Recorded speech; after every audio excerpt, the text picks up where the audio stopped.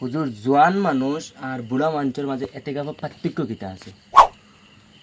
আসসালামু আলাইকুম রহমতুল্লাহি বরকাত। প্রথমে আপনার ভিউয়ার্সরে শুক্রিয়া আদায় করি আর ভিডিও দেখার লাগে। দ্বিতীয়ত প্রশ্ন করছো যে বুড়া মানুষ আর জোয়ান মানুষের এতেকাফের মধ্যে পার্থক্য আছে। পার্থক্য তাহলে কি আজকে তো আমরা কয়েদ লাগাই দিয়েছি যে খালি বৃদ্ধ বা বুড়া মানুষে খালি এতেকাফ করা লাগবো। অ্যাকচুয়ালি কোরআন হাদিস এরকম তা নাই।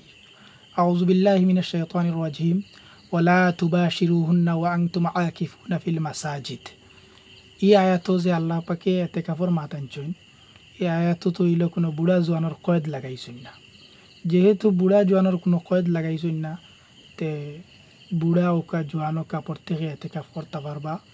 এর চেয়ে বাড়িয়া মাতুয়া থাকলো গিয়া জোয়ানে এতেকাফ করলে আরও ভালো হইব। সেনে এই বুড়া বয়স্ক বৃদ্ধ মানুষ বেমারি মানুষ হইতে পারেন, অথবা এন পেশাবর ফুটা কিবান ফোড়ের তখন মসজিদেরও নাপাক বানাইতরা, আর বুড়া মানুষ দিয়া সাইড মানুষে ফাড়ি দিলে এইটা সারা এই এতেকাফ করা এই মহল্লার প্রত্যেক মানুষের উপরে দায়িত্ব, এগুলো কেফায়া।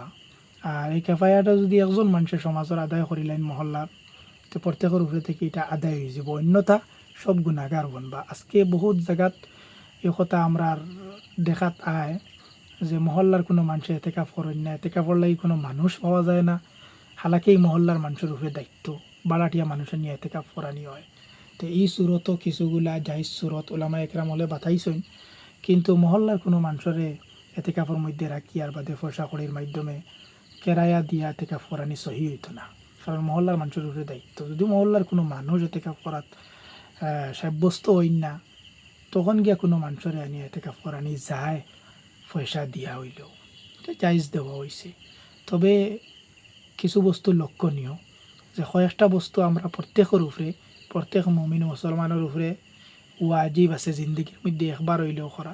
একটা হইল গিয়া এতেকাফ, রমজানের আখেরি 10 দিনের এতেকাফ করা প্রত্যেকের উপরে জিন্দগিত একবার হইলেও ওয়াজিব। ওলা সলাতুত তসবির নমাজ পড়া প্রত্যেকের লাগি জিন্দগির মধ্যে একবার হইলেও ওয়াজিব। ঠিক তদ্রুপ রব্বির হামহুমা কামা